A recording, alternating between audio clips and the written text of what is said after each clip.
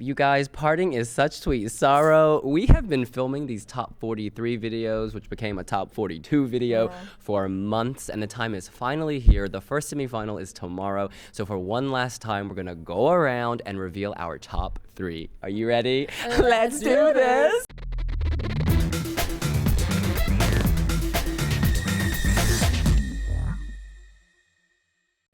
Before we reveal our top 3, why don't we go around and give our 4th place an honorable mention, someone who could have made it but didn't quite. Porig.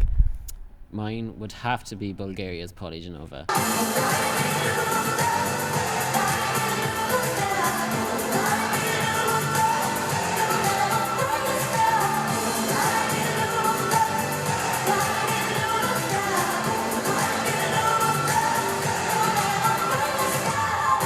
It's her moment. She was there in 2011. She was expected to qualify. She didn't. And she came 11th. She was so close. Whereas now this year, she is qualifying without a doubt. Yeah. Everything just works so well. Like, the song itself is brilliant. It's a modern, radio-friendly pop song. And the staging is really weird and out there, but it works. And they haven't added too much, and it doesn't seem tacky or cheap compared to, if you think of Spain, they have an equally good pop song, but their staging is just totally wrong. Whereas this, she's like a Starship Trooper, she's doing a chicken dance. Yeah. None of it should work, but it does. Her vocals are on point, her choreography is slick. This is going straight to the top 10, I think. This is actually my honorable mention as well, so I'm gonna skip you, sweet sister.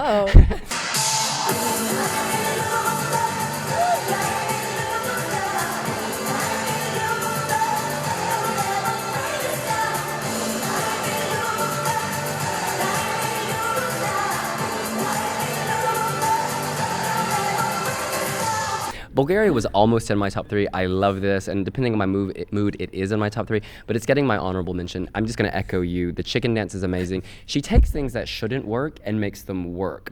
That funky chicken dance is so memorable, and because she's so edgy and cool, you're like, I want to learn how to dance like a chicken too. I also love the Ace Wilder-inspired dancers in hologram. It just looks so cool. The staging is simple. It's very dark. There's like some TV static on the floor, and somehow it's one of the most magical of the contest, and I think a lot of it does come down to those hologram dancers. I also love how during rehearsals they changed things because they knew there were little things to improve. So rather than all the dancers or backing vocalists running on stage at the end from random places, they come down a runway now. It is focused, it is clear, so it's not chaotic, and it lets you can embrace it more. This is fantastic. Her vocals are on point. She's going to the final, and I honestly think she could make the top 5.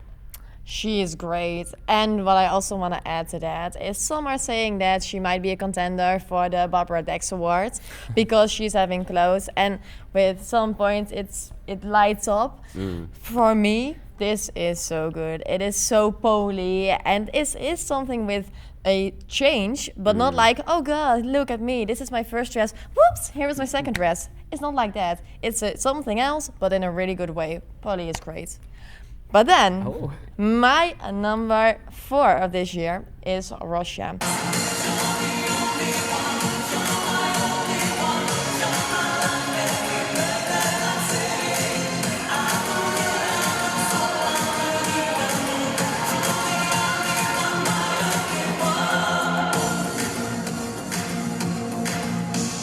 The thing is, I was really like, 3rd, 4th, who would it be? But Sergey, he is great. He is amazing. He's a pop star. He shows it. The thing why he isn't my 3rd is because with the staging, there was a lot happening. Too much for my taste. There's too much happening, but there are some things that look just incredible that we've never seen before in Eurovision, and that's just great. But there are also some parts that we've seen before, and I don't have to tell you which parts. But apart from that, it's just so good. It's old-fashioned, I know, but I love Sakis Ruvas, like more than 10 years ago, Elena Paparizou. I loved it. So I don't care, it's old-fashioned, it's good. Great, well, it's time to move into our top 3. Porig, number 3. My number 3 is Australia's Dami Im.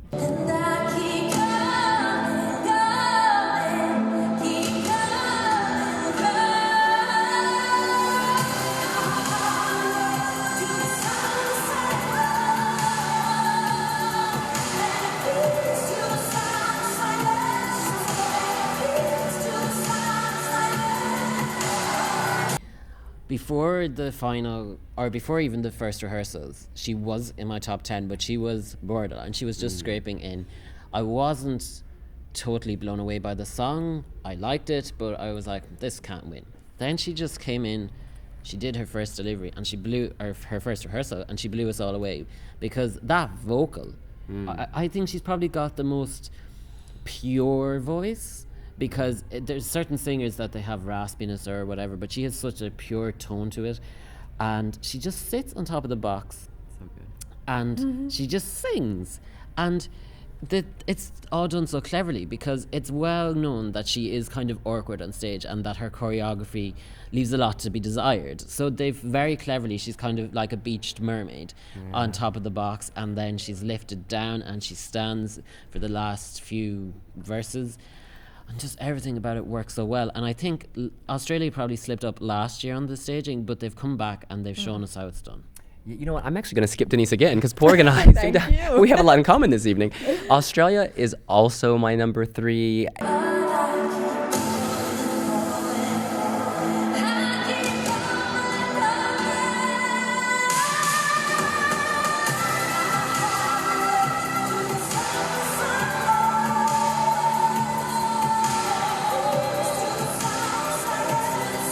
It's so good. Vocally, she has so much power. Like we've said, she's a sniper. She can point and fire. Bam, you are dead. There's just control there. I haven't heard her warble. She's so not self-effacing. She's so modest. And in our interview, she said she wasn't at 100% yet. She wanted to get better, but I thought she was at 100% on day one. Visually, it's stunning. I love how she's on the box initially, and then as the camera pans back, you realize she's in a city on a skyscraper. And this, of course, the sound of silence, feeling isolated and alone despite being surrounded by millions of people. It's very powerful, and she delivers it with emotion. People say she's stiff, but she's really conveying something here. You can tell she can identify with this feeling. She's accessing something deep inside her. Oh my God, it is amazing. So I need to pause my thought and think about what I was going to say. What was the other point? Oh yeah. And I also love how pure and simple this is. There's no one else cluttering up the stage. It's just about Dami's striking face and the gorgeous scenery. At the end, when she is standing there all alone with her thighs exposed in that short cut-out dress, belting it out, it's like a Mariah Carey moment. It's like a who's another female, a Celine Dion moment. It's just so powerful. And Dami, she can pull it off vocally. I'm feeling the soul. This deserves to do well. People have this, Australia, why's Australia at Eurovision? Australia is at Eurovision because they take it seriously. They perform well. They deliver good songs. They have amazing producers. They raise hype for the rest of the countries competing. And that's only good for Eurovision and Eurovision fans. I'm with you down under. Denise, number 3. Yes. By the way, Dami is my number 5th. But so I totally agree with that. But we're not talking about that. My number 3, it is France.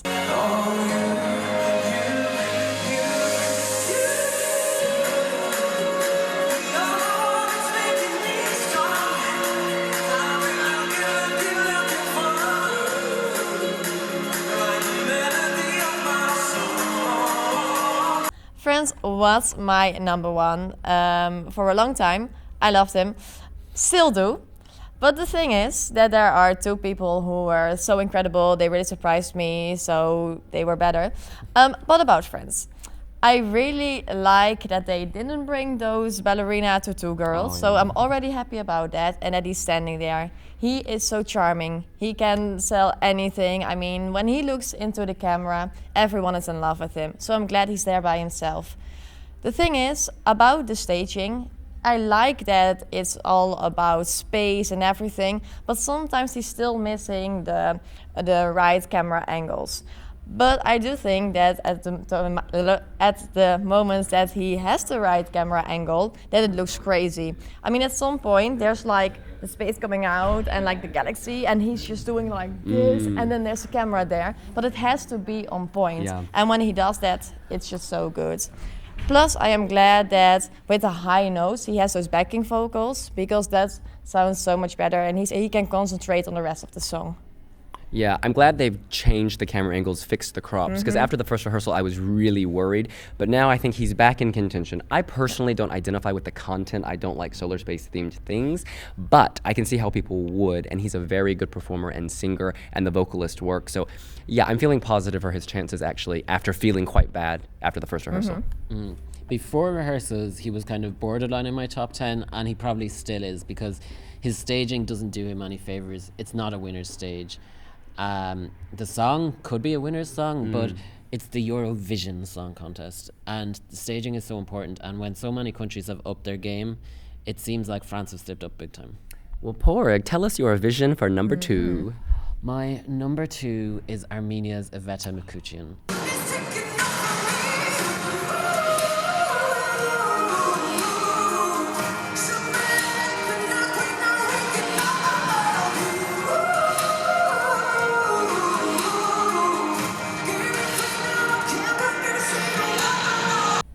There is just something about this song. It is so weird. It has no kind of real structure to it. She's kind of has the talk where she's talking at the start, then she goes in and she's singing in one way, then there's like a sonic boom and she's doing something else. The staging is equally wacky. She's standing there, she's doing all this movement. There's the red lights, there's the black and white. It's just so arty and so avant-garde. It's like Aminata, but even better. And I don't think it's as alienating as Aminata was, because Aminata she has a voice that is an acquired taste, because a lot of people aren't particularly fond of that really high note. Whereas Iveta's voice is just beautiful, and it's just so strong. And the song itself, I think Armenia are heading straight to the top 5. Yeah, I'm gonna skip Denise again because this is also my number 2.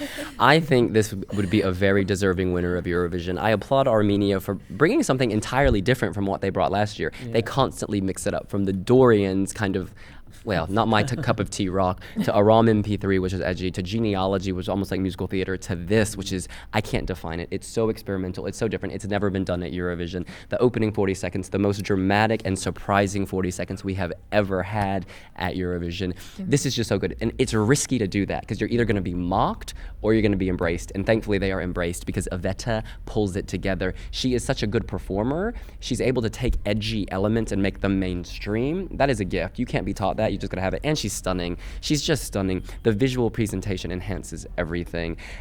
If this doesn't come in the top 5, if this isn't Armenia's best, placing ever, I am gonna see pigs flying. I'm gonna see bacon falling from the sky. This has to come in the top 3, top 2. Could be a winner.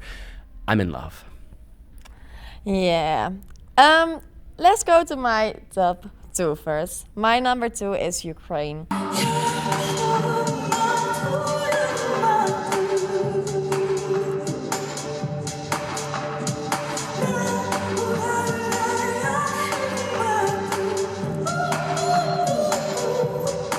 And it's a big surprise for me. At first, I thought it's a good song. She's putting a lot of emotion in it. She's an incredible singer, everything.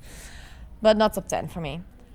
After seeing that performance, goosebumps. I mean, yes. I was almost crying when I saw that because of all that emotion. It was just incredible.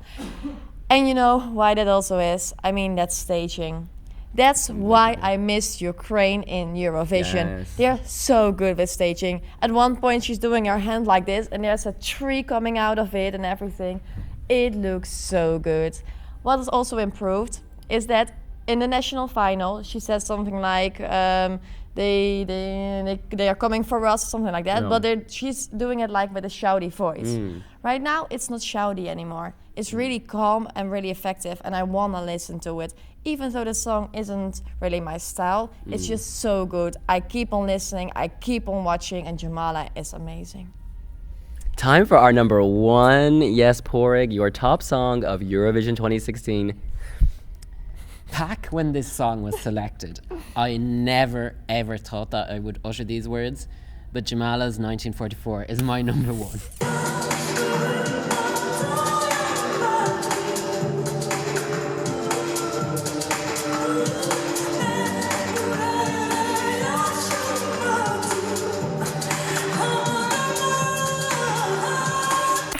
Because when this song was selected during the Ukrainian national final, it was a little abrasive and it kind of, I don't know, I just didn't like it. But then I came here, she's toned it down, it's more, I don't know, it envelops you more, it's more gentle, but it's so powerful. And we've always known that Ukraine are really good at staging, but their staging has always been kitsch and tacky because they've had big hamster wheels on multiple occasions, they've had giants, they've had Ruslan as a cave woman, but who knew that they could do such stylish staging and so it's so artful, like there's a real artistry to it, and it just matches the music because the stage moves in line with it, that as there's this moment where there's kind of the song explodes, she explodes, like I'm not good at describing music, but there's kind of, it's like the song kind of dips and the stage, all the life from the stage sucks into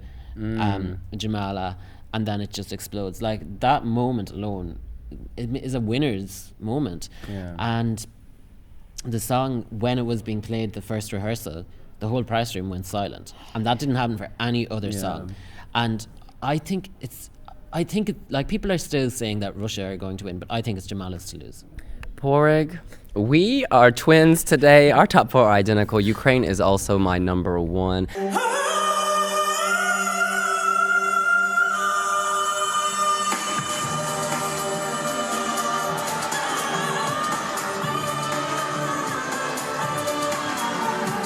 I think that 1944 deserves to be tops in 2016. This is such a visceral, emotional, powerful performance. I rated this song from the beginning, but I understood why people after the national selection did not. Because if you're like a casual Eurovision viewer, there are plenty of things you might make fun of. Like, hoo, hoo. Like, you know, there were these noises. Now I view them not as noises, but as kind of like emotional utterings. Like, she's releasing things from herself. You know, the lyrics are very nihilistic. You know, strangers are coming, they come to your house, they kill everyone and say we're not sorry or we're not guilty.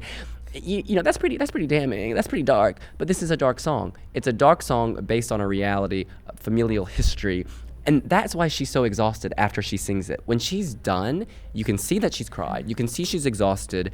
She is living this song, and we use this phrase all the time. They're giving us life, she's living it. But she, through the death in her family, through the death of thousands of people, is reliving something, and reliving something this powerful. It's like, it's very stirring. Like, this was the only moment in the press center where I almost shed a tear, the only moment.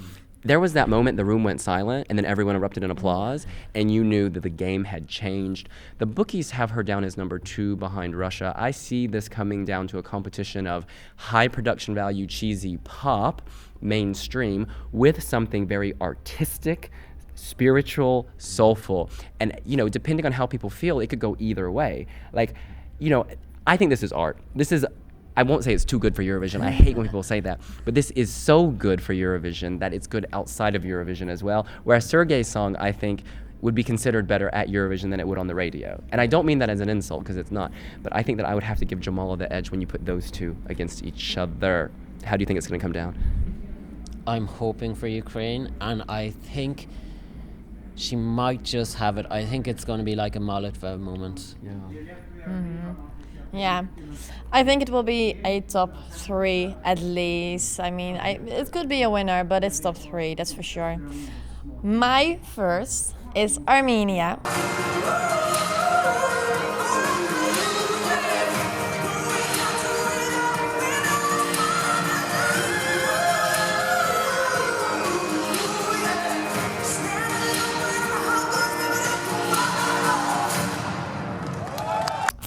Armenia is so good.